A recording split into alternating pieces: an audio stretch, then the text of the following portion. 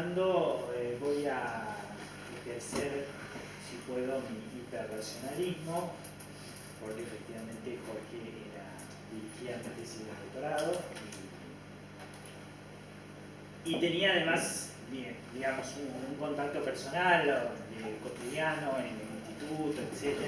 Por lo tanto, estas cosas son siempre medio complejas. Por lo tanto, me gustaría centrarme, como decía el título, más que nada en pensar lo que Jorge hacía y en derivación, algo le voy a contar de lo que yo hacía. Y sobre todo en tres dimensiones o aspectos de la tarea de Jorge como formador de historiadores y de formador de preguntas de investigación que hacen a mi tarea específica particular. Una es, que creo que es fundamental, que es la cuestión de cuáles son los problemas que Jorge se planteó, los problemas historiográficos, ¿no? Las preguntas de investigación. La segunda es un poco qué forma de hacer historia nos proponía Jorge.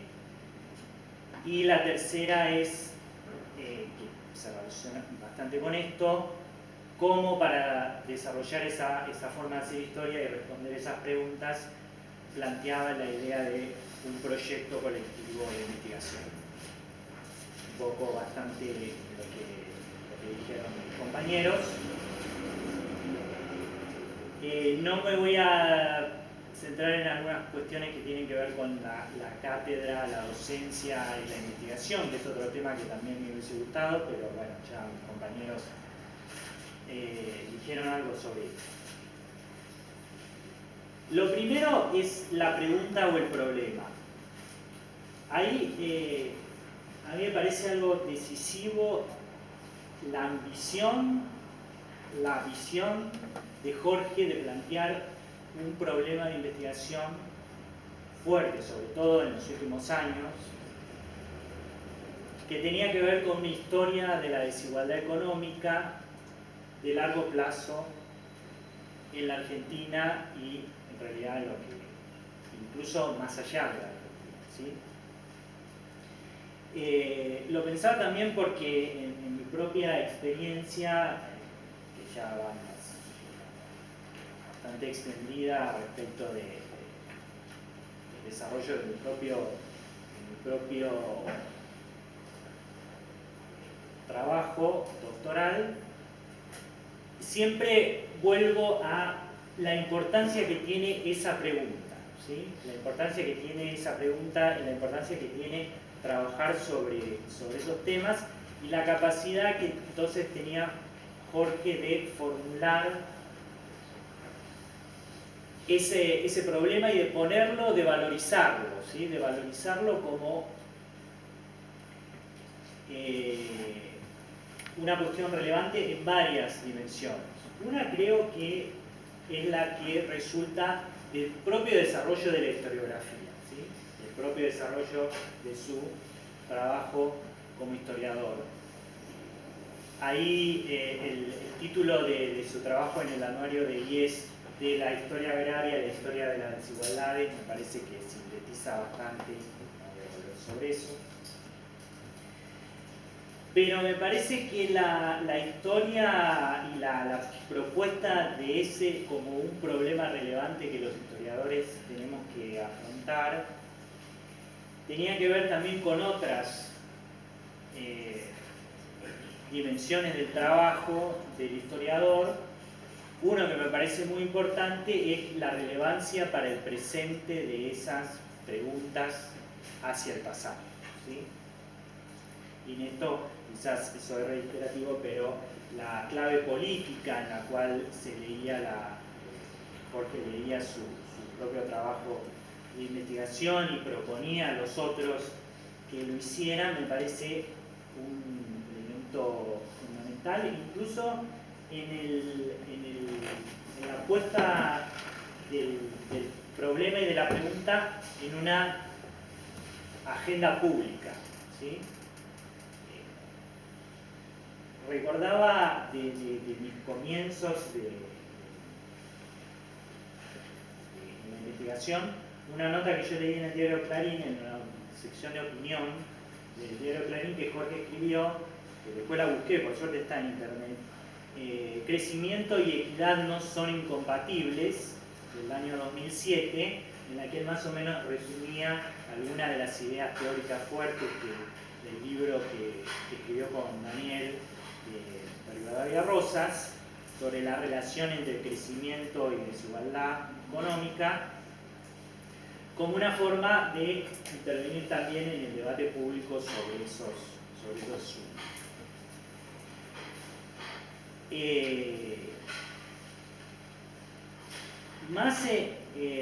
Volviendo un poco a la historiografía, me gustaría resaltar también la ambición de la pregunta, sobre todo por algo que señalaba recién Cristian también, respecto de lo que yo pienso, lo que pensaba Jorge en su formulación del proyecto, era realmente una historia de largo plazo de la desigualdad, ¿sí? Entonces, la presencia de Gerardo, que trabaja finales del siglo XIX, principio del XX, yo creo que Jorge la verdad que tenía como las ganas de hacer una larga historia, una gran historia que sea consecuente con su gran pregunta, ¿sí?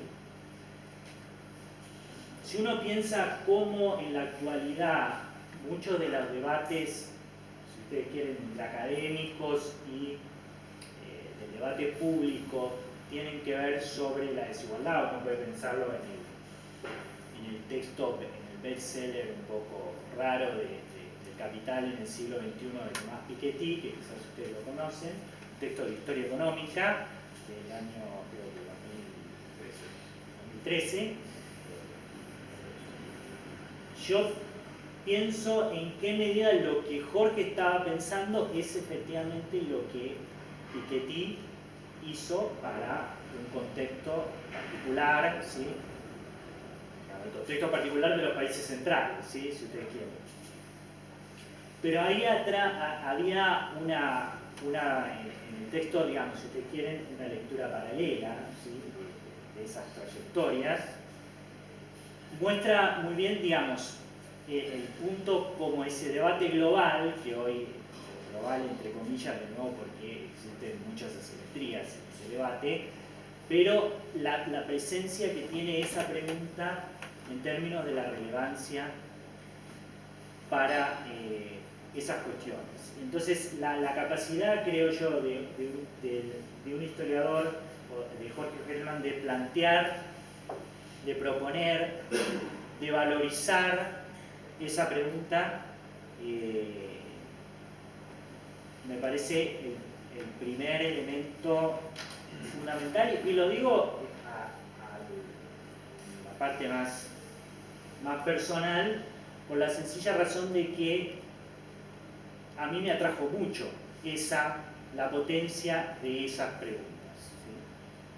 Me atrajo, digamos, cuando yo conocí en un seminario de grado de la carrera de Historia, lo que estaba haciendo Jorge en esos momentos, la verdad que es un poco, y yo creo que la pasión con la que él, la cuestión del índice de Gini y todas esas cosas, que son normalmente de las anécdotas que cuento, pero creo que la cuestión de la pasión con la que él veía que esas preguntas eran relevantes, hace un poco a lo que, en mi caso particular, digamos, tiene que ver con esa influencia, creo yo, ¿no? Es decir, uno muchas veces se siente atraído justamente porque son grandes temas, ¿sí? Y es un gran tema del presente. Si ustedes quieren, ahí hablando de Garavaglia, que voy a mencionar un poco más lateralmente, uno piensa en la década de los 60 y los 70 se discutía sobre los modos de producción, sobre el desarrollo, las formas de transformación económica, etc. Esas eran grandes preguntas. Hoy una de las grandes preguntas del presente es qué hacer con la desigualdad, ¿sí? La desigualdad económica y otros tipos de desigualdad. Entonces, en ese sentido, a mí me parece que,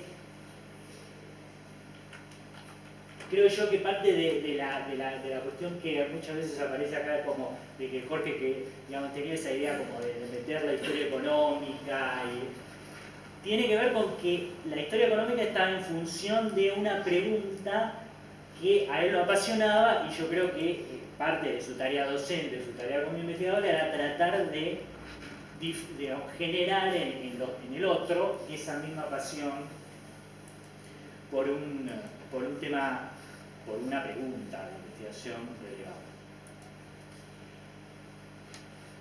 La segunda cuestión es cómo tratamos de afrontar esas preguntas, ¿sí? Es decir, qué forma de hacer historia tenemos para tratar de responder. Obviamente es una gran pregunta, ni uno, ni después voy a hablar un poco más de esto sobre cómo entender la historia de la desigualdad, ni siquiera cómo plantear, resolverla, está en nuestras manos, pero sí algunos puntos de lo que me parece que era la forma de hacer historia que proponía Jorge, y que creo que me influyó no solamente a mí, como voy a hablar un poco más adelante. Uno es la valorización de la historia económica, y esta cuestión era medio defensiva, ahí siempre me acordaba de la introducción a ese muy buen texto que Jorge promovió y compiló, que es de la Historia Económica de 2006, que fue resultado de su trabajo en la Asociación Argentina de Historia Económica, que ahora no recuerdo el nombre. Historia Económica en la Encrucijada. Ahí está, un balance de luces y sombras, se llama el texto de Jorge, donde está un poco esta cuestión de en qué medida la historia económica, no tanto su peso académico, digamos, sino, creo yo, más su peso en la explicación de los procesos históricos más generales, había venido en los últimos tiempos yendo de la vanguardia, digamos, de la innovación hacia un plano más modesto, y creo que una forma de conectar una valorización de la historia económica es haciéndose grandes preguntas en las cuales la historia económica puede dar una respuesta. Otra cuestión que también se habló acá mucho, y la verdad que me gustó eso, es cierto materialismo que estaba en el fondo de su interpretación histórica, también la de Garabay, como se mencionó acá.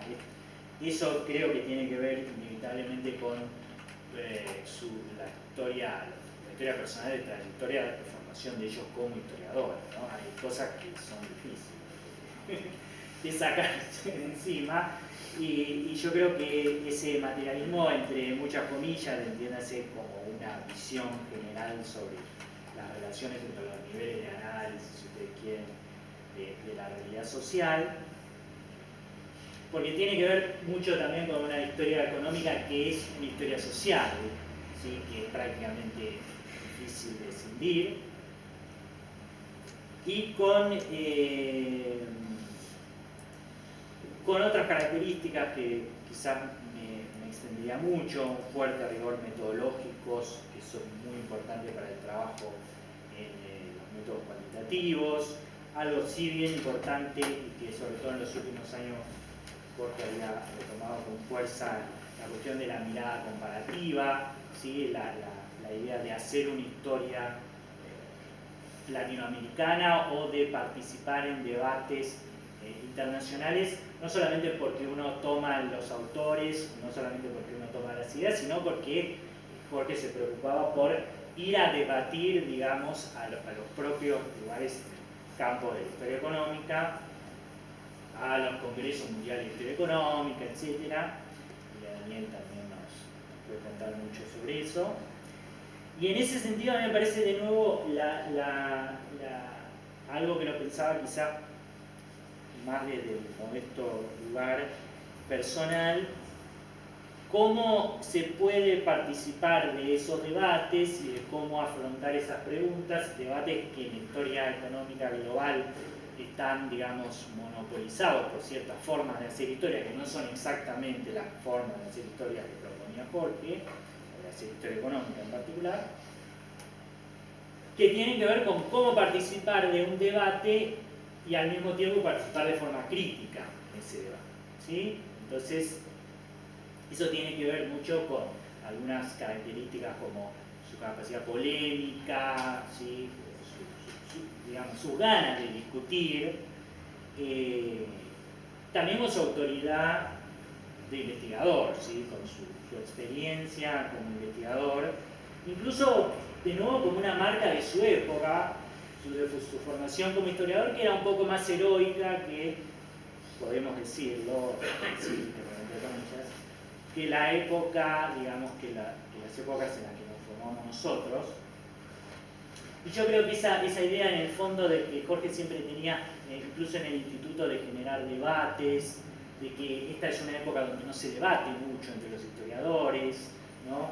De que hay que generar discusión, una cosa medio nostálgica también sobre los 80, etcétera, sobre ese momento. Tiene que ver mucho con eso, en otro contexto, ¿sí? Y no sé,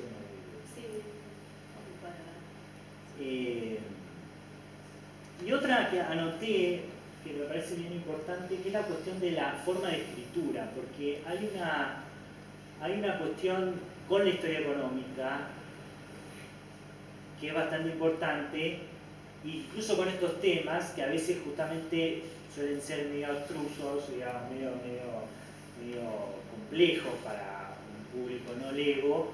Y Jorge tenía una capacidad que a mí me asombra realmente, de poder convertir esos temas en textos accesibles, digamos, sin perder el rigor metodológico, sin tener su parte de transparencia en la explicación de cómo se construyen los argumentos, lo que lleva inevitablemente a una escritura más técnica. Sí, la capacidad de escritura, hay una cosa que siempre me gusta de sus textos, es que él no usa párrafos largos, ¿no? Normalmente, incluso hay textos que tiene párrafos por oraciones, ¿no? Son oración, párrafo, oración. Que marca, quizás, digamos, tiene la marca de su escritura tiene también su intención de convertir de nuevo esas reflexiones en algo que vaya más allá de la discusión técnica entre especialistas, etc. Y de nuevo a la relevancia de lo que se hace en términos de una discusión más amplia. El último, debería hablar un poco de pero, bueno, acá lo puedo incluir. La última cuestión que tiene que ver con la forma de hacer historia de Jorge y con las preguntas que planteaba, yo lo señalé como la práctica de la igualdad. Un poco para ir como de cómo él se preocupaba por la desigualdad, digamos, qué hacer con la desigualdad o cómo entender la historia de la desigualdad económica en el largo plazo,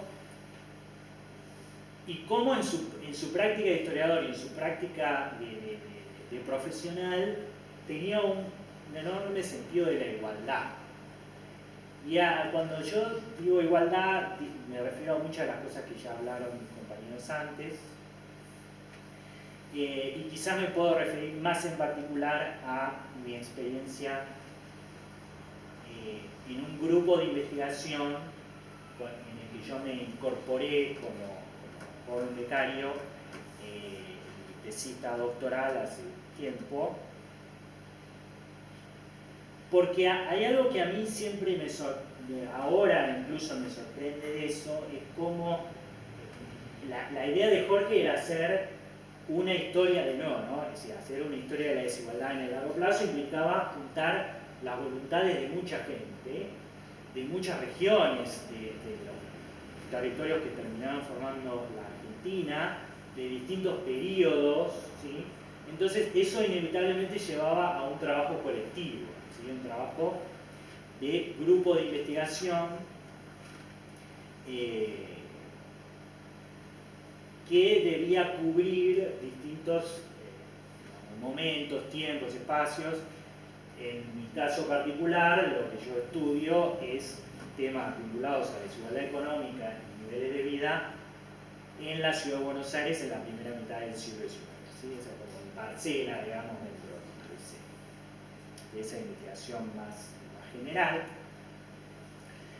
Pero si ustedes revisan los nombres de las personas que integraron los grupos de investigación, integran los grupos de investigación actualmente, una de las cosas que a mí más siempre me acuerdo de las primeras reuniones es que, claro, es como que uno de repente se sienta en la mesa con toda la biblioteca, ¿no? Es decir, se sienta en la mesa con todos grandes historiadores e historiadoras de Argentina contemporánea, y entonces uno es un joven becario o una persona que se está formando.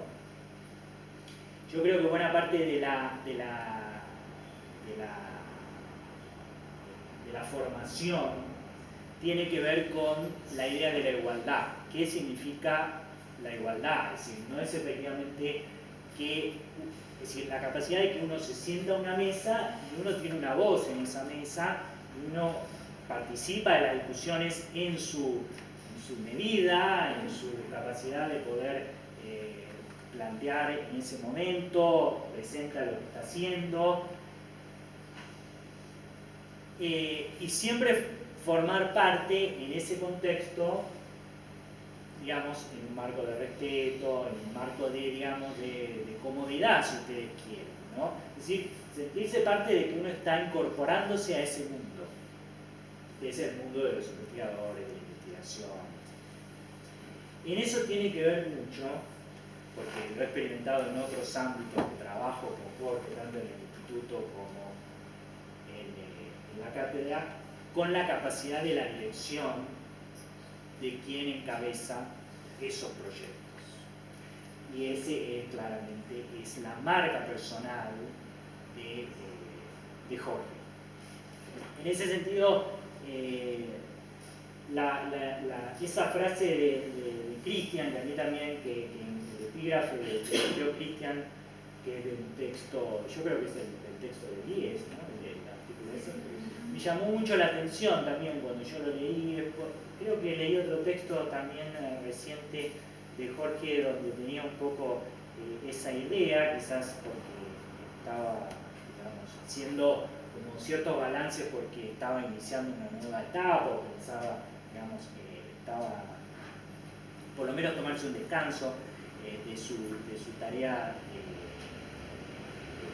más de dirección administrativa, etcétera, que lo habían absorbido en los últimos años.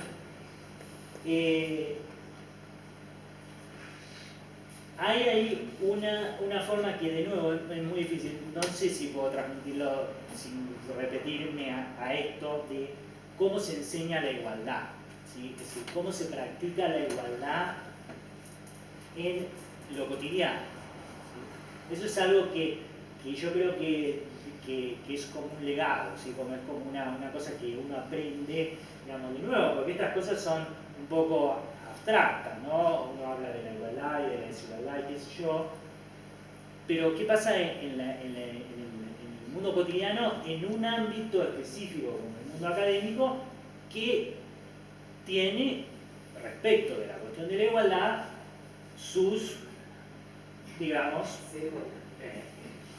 no sé qué había puesto yo. Había puesto una palabra rimbombantes. Había puesto unas palabras rimbombantes sobre esto, pero voy a ser más modesto respecto de mi crítica sobre el mundo académico.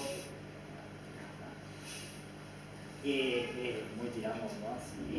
Pero sí creo que... Pero decía alguna. Bueno, yo había puesto que era... Yo había puesto que era un poco jerárquico y alienado en cuanto a su capacidad de... yo creo que es un poco eso. Hablaba un poco de la capacidad de arriesgarse de Garavaglia. Y voy a una anécdota. Ahora me crucé con Garavaglia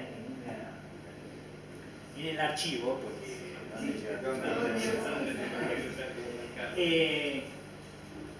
y me contaba que estaba un poco como irónico, siempre con un poco de humor, respecto de unos colegas suyos de Barcelona que estaban tratando de calcular el consumo energético de América Latina de no sé cuánto, otra vez en el larguísimo plazo. Y la forma en la que él planteaba, digamos, su crítica de esa construcción intelectual o esa construcción de ese programa me hizo mucha gracia. Yo digo, también uno tiene que tener un poco de espalda para decir esas cosas, ¿no? Pero creo que de nuevo, a lo que sí me gustaría resaltar en términos positivos es esa cuestión más de cómo se aprenden esas cosas. Esas son muy difíciles porque son cosas cotidianas, digamos, son gestos, ¿no? Son muchas veces una palabra, o incluso no una palabra, porque no por hacer más, por mis propias características personales, y creo que en consonancia con las características de Jorge, en nuestra relación personal no era una relación donde yo creo que se hablaba mucho por supuesto también, ¿no? Es decir, por muchas cosas más que son raras, no sé, como porque era al mismo tiempo muy cotidiano, pero no quiero decirle con esto que es como, de nuevo, es una cosa como más del gesto, más de ver cómo otro lo hace, ¿no? Y entonces uno lo aprende. En ese sentido, ese es la idea de trabajar colectivamente, que es algo que me gustó también que saliera mucho salió mucho en toda esta mañana. Y trabajar colectivamente en pos de preguntas históricas ambiciosas, tratando de aplicar las mejores formas de hacer historia para tratar de responder esas preguntas, hacerlo en un conjunto humano que, digamos, está como en función de ese objetivo, y hacerlo en condiciones, si ustedes quieren, de igualdad, por observo que es, creo yo, uno de los, no sé cómo decirlo, pero uno de los grandes legados que Jorge espero que podamos transmitir también a su vez nosotros. Gracias. Muchas gracias.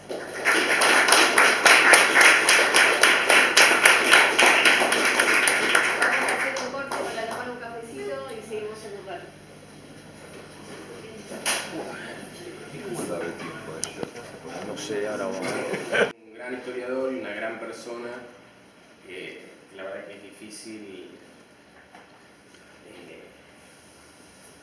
encontrar un caso así. En mi caso también el tema del sentido del humor era algo que siempre me atrae mucho de la personalidad de Jorge.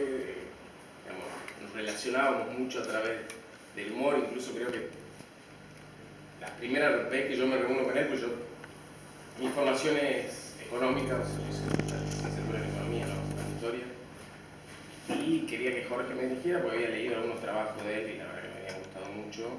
Le mandé un trabajito que había hecho en la maestría y me dijo, venite, así lo charlamos.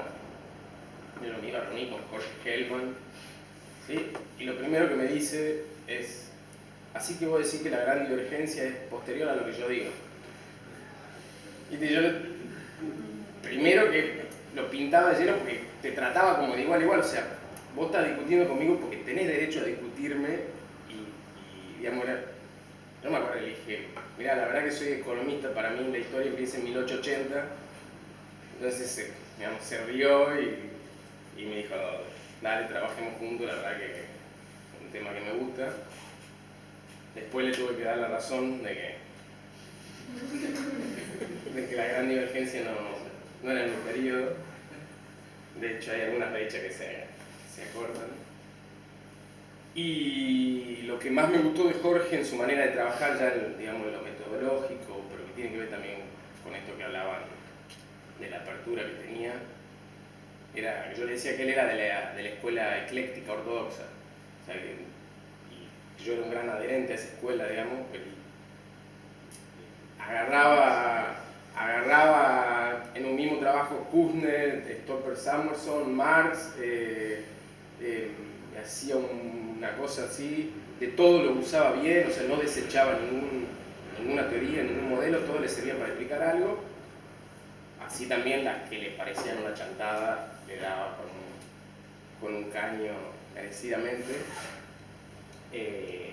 Pero eso siempre me gustó como de entrada, no descartar nada, ningún modelo, ninguna teoría, ninguna escuela, y a la vez no casarse con ninguna de ellas, digamos, o sea, no tratar de explicar con esa lupa toda la historia, todo momento, todo.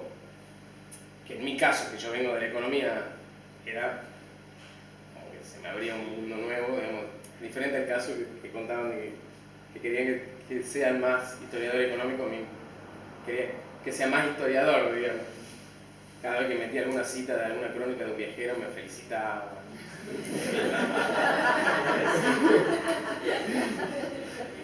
O sea, así que bueno, eso.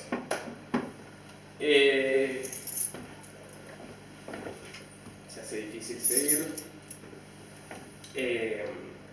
Nada, un poco el título que le mandé, esto de resaltar un poco las lecciones, que era algo que al último tiempo a Jorge le preocupaba mucho, no que le preocupaba mucho, pero que estaba muy interesado por algunos textos que había leído, sobre todo el último libro de Linder y Williamson, y se sentía muy atraído por esta cuestión de que hablaban de las razones de la desigualdad, de las lecciones que dejaban el estudio de la desigualdad y de propuestas más prácticas, digamos. Me acuerdo que una vez me dijo, nosotros tenemos que tratar de hacer esto. Entonces decía, tomar, hacer un estudio a largo plazo, pero después poder fácilmente decir, bueno, cuáles fueron las lecciones que sacamos de este estudio y si nos animamos a hacer algunas propuestas sería como buenísimo, digamos. Un poco, digamos, inspirado en estos trabajos, en el último tiempo también muy promovido por las discusiones sobre sobre la falta de utilidad de las ciencias sociales, digamos, lo que veníamos discutiendo ayer, digamos, decíamos, ¿cómo no puede ser útil algo que te da lecciones sobre uno de los problemas, sobre el problema social que más acusa a nivel mundial y que es un mal que persiste cuando uno veía estos estudios de largo plazo, en particular el de Linder y Williamson, son 300 y pico años de la historia de los Estados Unidos, y uno ve, digamos, que no es un problema acabado ni siquiera en la primera economía del mundo, sino que se está reforzado en la actualidad cada vez más, digamos. O sea, algo que parecía que después de la Segunda Guerra Mundial era un problema que iba a la baja, después de los 70 no paró de subir, digamos. Entonces, en ese sentido, un poco la idea era tratar de esquematizar algunas lecciones del estudio que yo que vengo haciendo sobre las desigualdades regionales en el modelo agroexportador, y que el enfoque también era como un enfoque bastante ecléctico, porque la idea no era agarrar el problema de una sola lista, sino era ver los indicadores sociodemográficos, la fiscalidad y el Producto Bruto Geográfico o el valor agregado por sectores económicos, porque digamos, haciendo jugar esas tres variables, uno podía sacar lecciones sobre todo esto entre la tensión que había entre crecimiento y mejora de niveles de vida, o entre achicamiento de brechas entre territorios. Entonces, un poco tratando de ir hacia las lecciones. De hecho, hay un artículo, creo que el último artículo que saquen, una columna que saquen en Clarín sobre el libro este de Williamson y Linder.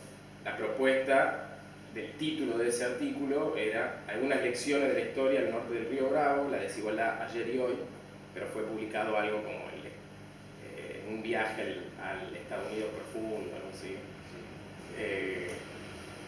Digamos, ahí la edición hace estragos, pero bueno.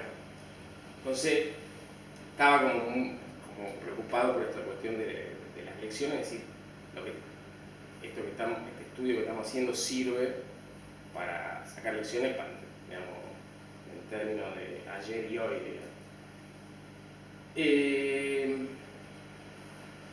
Bueno, un poco de las lecciones que, haciendo este análisis multivariado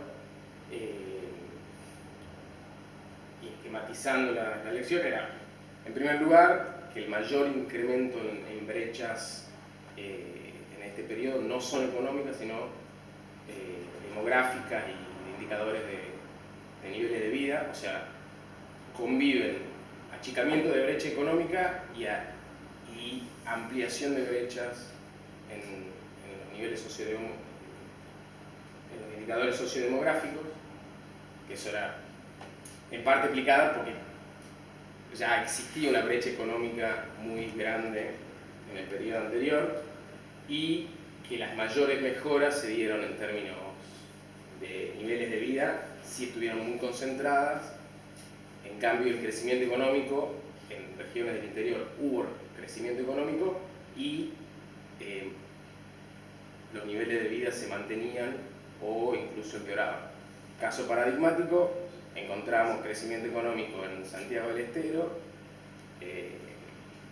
durante este periodo, que achica la brecha en términos económicos, pero cuando uno ve los indicadores sociodemográficos, empeoran a nivel relativo. En términos de movilidad de las provincias, tanto a nivel económico como sociodemográfico, las de los extremos se mantienen, o sea, los que arrancaron arriba terminaron arriba, los que arrancaron abajo terminaron abajo. Los movimientos más interesantes se dan en el medio porque hay de todo. Ahí tenemos movimientos para arriba, movimientos para abajo,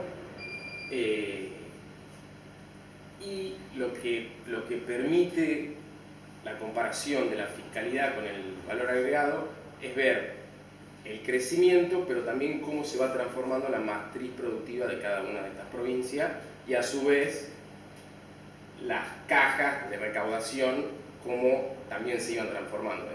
Entonces tenemos 4 casos de fuerte crecimiento económico, concentración de la producción en un solo producto y concentración de la recaudación en ese mismo producto.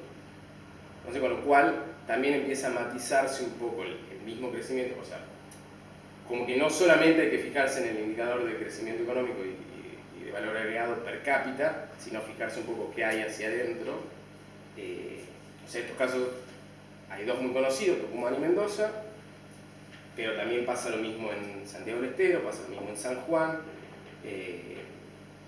pasa lo mismo en Jujuy.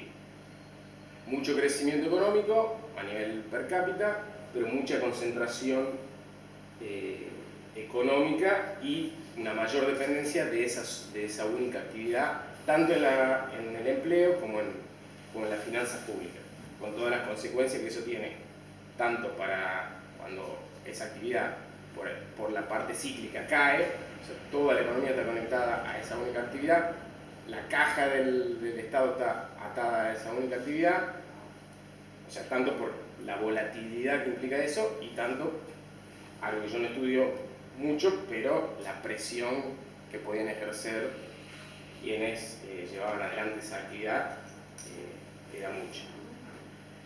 En cambio, en otras provincias, sobre todo Santa Fe y Córdoba, el crecimiento acompañado con una diversificación de la actividad económica. Santa Fe, digamos, antes, desde 1880 a 1895 sobre todo, y Córdoba a partir de ahí, tienen como procesos muy parecidos, en que tienen fuerte crecimiento, acompañados con una diversificación de su economía y de sus cajas, digamos. O sea, cuando uno ve la caja de Santa Fe, ningún impuesto es muy grande, o sea, tiene una proporción muy grande. O sea, está bastante repartido entre las contribuciones directas, entre las patentes, entre los sellos. Lo mismo pasa en Córdoba. Y cuando uno empieza a ver los sectores a nivel de valor agregado, también ve que, si bien había un motor muy grande de la agricultura, el comercio crece mucho, los servicios crecen. O sea, ahí hay como dos casos de crecimiento con diversificación. Y después tenemos los casos que son interesantes, sobre todo Entre Ríos, porque digamos que pertenece al litoral y que uno a priori diría, bueno, este podría haber sido un periodo de gran crecimiento, es un periodo de total estancamiento. Cuando uno ve los indicadores económicos, sociodemográficos y... ¿Estoy bien de tiempo? Y analiza la recaudación, como que todos llevan a la misma conclusión de estancamiento y de que no le encuentra la vuelta a este periodo, digamos. En un momento depende de los saladeros pierden importancia económica por motivos que conocemos, pero no logra engancharse de ninguna manera, ni de la agricultura ni de la ganadería, al crecimiento económico que sí se observa, por ejemplo, en Santa Fe y Córdoba. Bueno, la provincia de Buenos Aires y ciudad, si bien son diferentes, en los dos también se ven gran crecimiento económico, diversificación de sus estructuras económicas, y como la población crece mucho, cuando uno ve los indicadores per cápita, digamos, al final del periodo hay cierto achicamiento de la brecha, sobre todo con las economías que están al medio del ranking, digamos.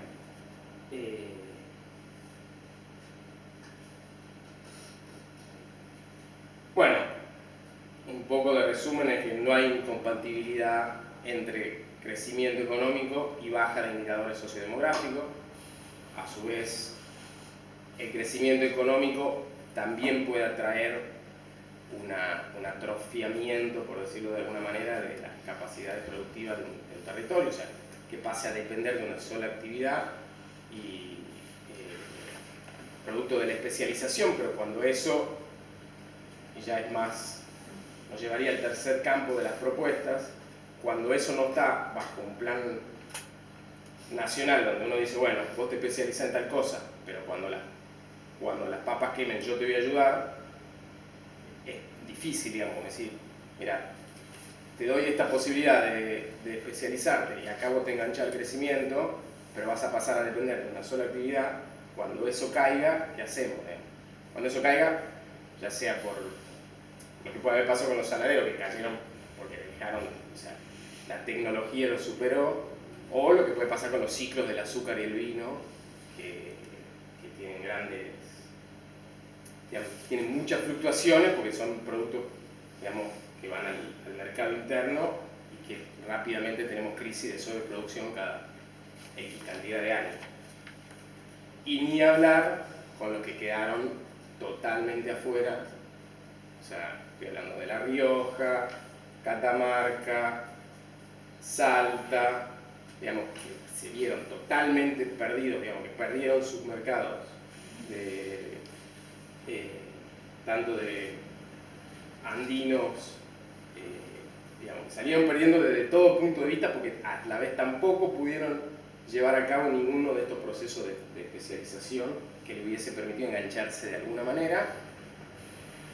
Terminaron teniendo alguna que otra actividad muy rústica, tanto en la agricultura como en la ganadería, y dependían de los subsidios que le mandaba Nación.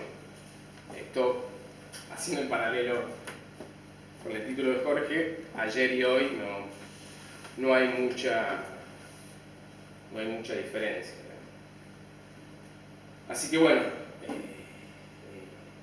eso me parece como muy sugerente esta propuesta de razones, lecciones, propuestas, digamos, para la materia de la desigualdad económica, en el caso sobre todo regional, territorial, no personal, pero bueno, me parece como una linda agenda que nos dejó Jorge ahí en ese sentido. Así que, nada, gracias por la invitación y por la oportunidad de hablar de Jorge un rato. Muy bien.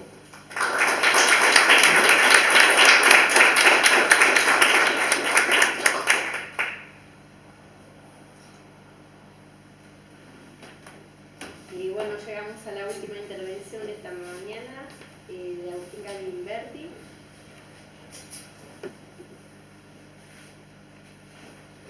Y nos va a hablar sobre, siguiendo una hoja de ruta, repensar la historia política desde la historia rural, una aproximación desde los procesos electorales bonaerenses del siglo XIX. Me imagino que ya están cansados, con hambre, así que voy a tratar de ser breve. Bueno, primero quería dar mi gratitud por la invitación y hacer una aclaración. Si bien me enaltece la invitación, me siento un tanto intruso a la misma, ya que a diferencia de los que se hablaron antes, yo no fui dirigido ni por Jorge ni por Juan Carlos, y mis vínculos con ellos se construyeron principalmente por ser lector de su obra, y creo que a Juan Carlos los vi 2 veces en 2 conferencias que dio, a Jorge un poco más porque, bueno, trabajar acá en Buenos Aires, sus conferencias eran más habituales, ¿sí? Entonces, mi charla de hoy va a estar dada pensando en cómo me ayudaron ellos para pensar un problema historiográfico, ¿sí?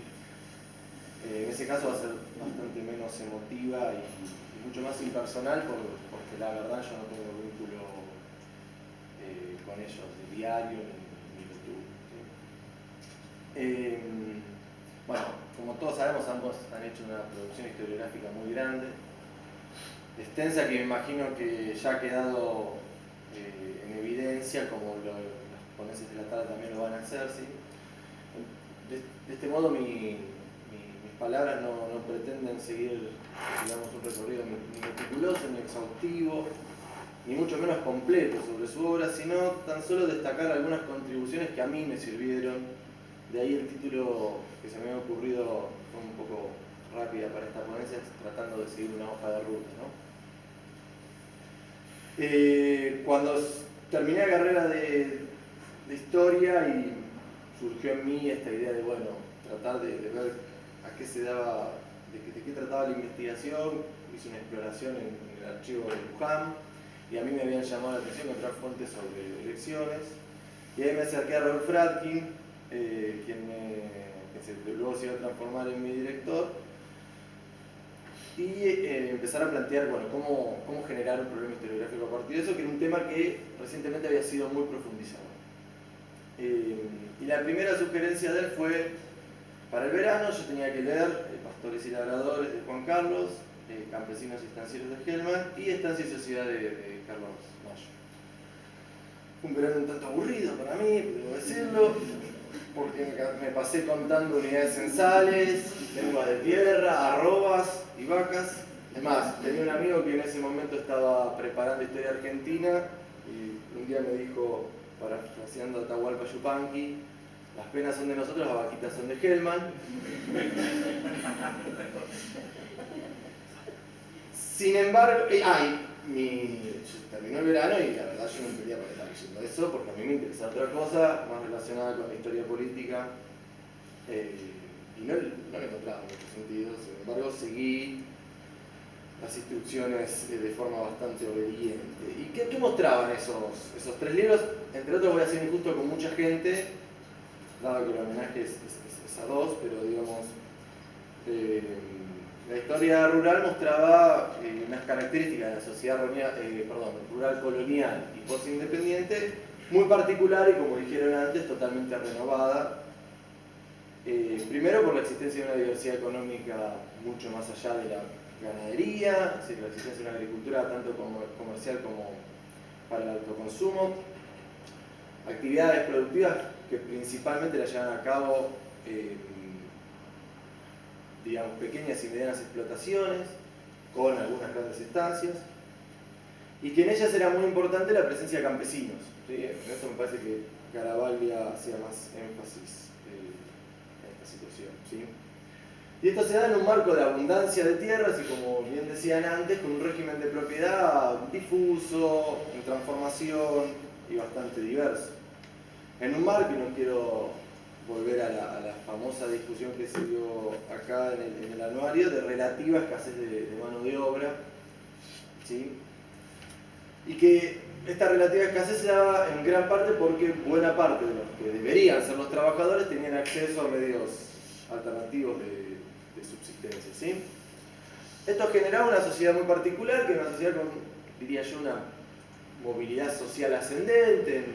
En varios trabajos aparece la idea de que un joven peón se transforma en un pequeño labrador o pastor y en algunos casos en sus últimos días termina logrando la propiedad de la tierra. Y esta generaba una especie de polo atractivo de población, a lo cual comenzó a ser poblado por numerosos migrantes y generando un aumento poblacional muy grande y transformaron a la Campania en la zona más poblada, superando a la población urbana rápidamente, ¿sí? Y doblegándola. Es decir, nosotros ¿qué nos encontramos? Una población que tenía condiciones de vida principalmente alimentarias aceptables, es decir, no había miedo al hambre, una gran movilidad espacial y laboral, cierta autonomía, dado que lograban acceder a veces a parcelas de tierra de diversas formas o a medios de subsistencia, como dije, y cierta seguridad en acudir a los medios de subsistencia, ¿sí? Garavaglia y Hellman resumieron esto en un breve artículo tratando de hacer un raconto historiográfico diciendo, bueno, mucha tierra y poca gente, ¿no?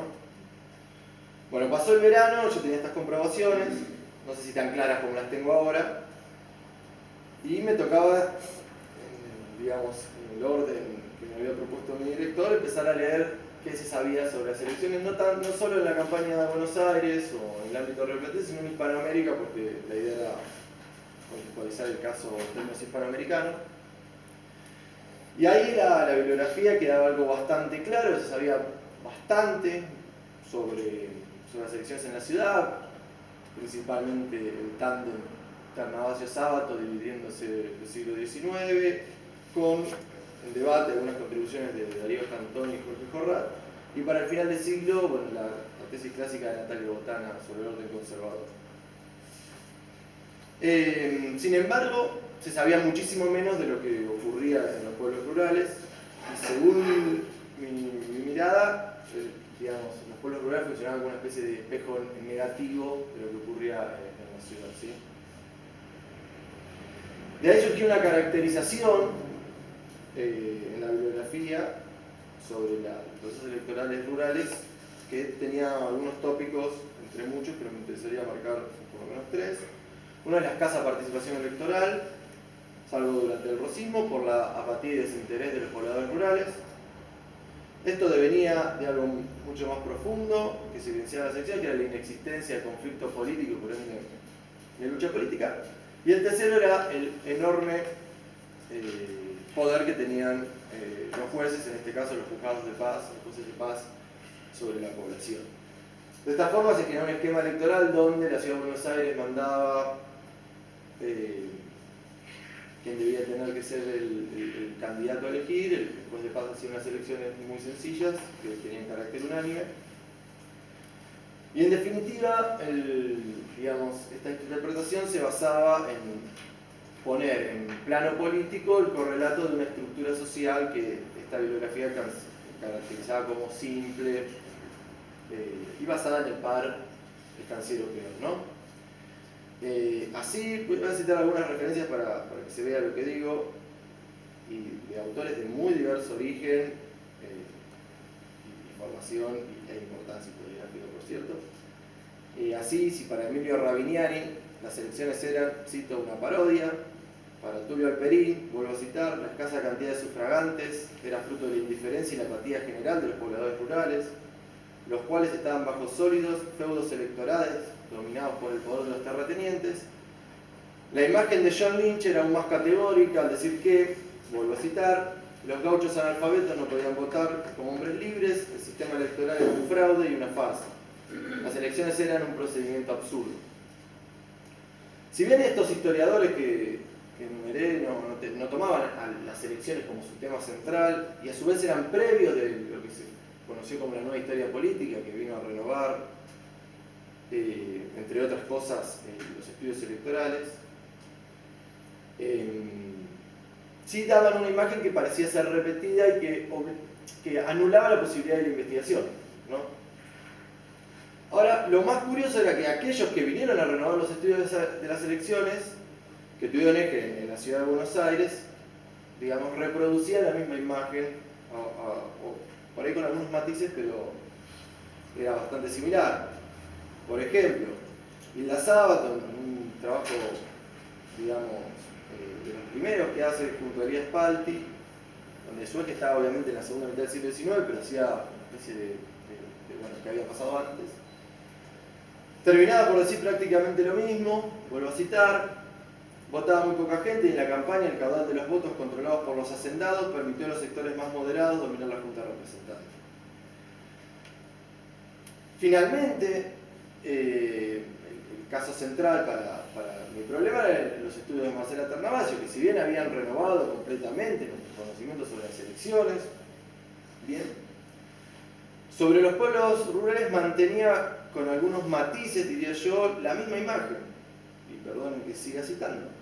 La campaña fue el contrapeso utilizado por el régimen rosista para domesticar a la ciudad, al ofrecer al gobierno un ejército de votantes capaz de avalar con su participación el montaje escenificado de la maquinaria electoral.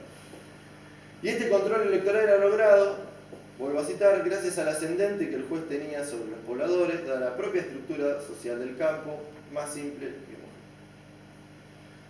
Es decir, que resultaba evidente, y ahora entendía el sentido de esas primeras lecturas, que digamos, la renovación historiográfica de la historia está prácticamente desocializada, es decir, porque supone que la política se explica por la política, la teoría de la autonomía de la política, ¿sí? Esto generaba una segunda cuestión en el campo historiográfico, que era la falta de conocimiento de cómo era, porque se partía de que en este caso la teoría explicaba, ¿para qué voy a estudiar la modernidad en estos lugares, o las elecciones en este caso, o la política, si en verdad la puedo estudiar en otro lado y que luego me va a explicar esto a partir de este esquema? Bueno, entonces tendríamos una mirada, yo diría bastante cristalizada, que se basaba en dos ideas centrales, que era la simpleza social y del fuerte control de quienes impartían la justicia. Bueno, ya sobre la simpleza social no hace falta decir que está demolida esa mirada, como ya expliqué. Ahora, otra vez volvían Garabal y Hellman y me mostraban la hoja de ruta a seguir de cómo, digamos, es estructural esa idea del fuerte control de los alcaldes de hermandad en un momento y los jueces de paz después. Como también dijeron los compañeros antes, cuando se habló sobre la justicia en la primera presentación, los estudios de ambos mostraban, digamos, que eran individuos poco formados, legos, sin remuneración, muy inestables en sus cargos, con escasos medios coercitivos, y que eso, digamos, la capacidad de administrar justicia dependía en gran medida de la colaboración de sus vecinos. Es decir, la conclusión de esa cámara era que el liderazgo que tenía no era natural ni automático, sino por el contrario debería ser construido cotidianamente. Y en esa construcción la clave era en su capacidad de mediar entre el Estado, llamaríamos el Estado y la sociedad, ¿sí?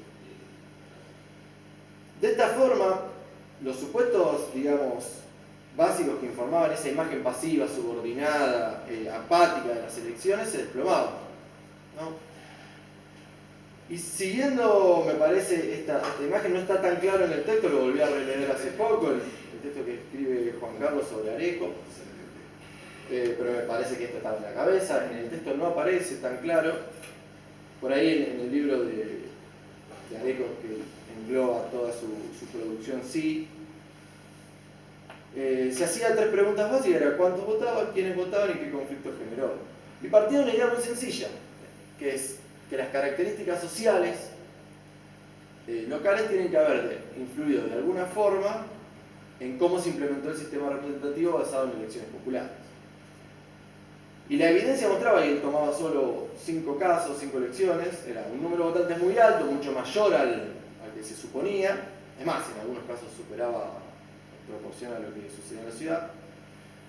Había una amplia participación de la población, sin distinción de grupos sociales, categorías laborales o distinciones étnicas, y la existencia de fuerte conflicto electoral, principalmente evidenciado en los conflictos de poder en los grupos de poder. ¿Sí? Este ejemplo fue seguido por otro, Sol, siguiendo en el caso de Azul, Lita de Perqué, Daniel en el de Quilmes, y yo hice mi tesis de licenciatura sobre Luján, confirmando algunas de estas evidencias, aunque mostrando variaciones locales, ¿no? Y de este recorrido ha surgido una investigación, es decir, cómo pensamos la participación política de los sectores rurales partiendo de una idea que me parece que ya podemos decir que está bastante cristalizada, que es que los sectores subalternos rurales tenían capacidad de incidir en las relaciones sociales, dado que sus condiciones de existencia lo permitían, como ya lo comenté. En este sentido, el objetivo sería mostrar de qué forma los sectores populares rurales, intermedios, autoridades locales, etc., de alguna manera limitaron los procesos de construcción del Estado y de la élite. ¿Sí?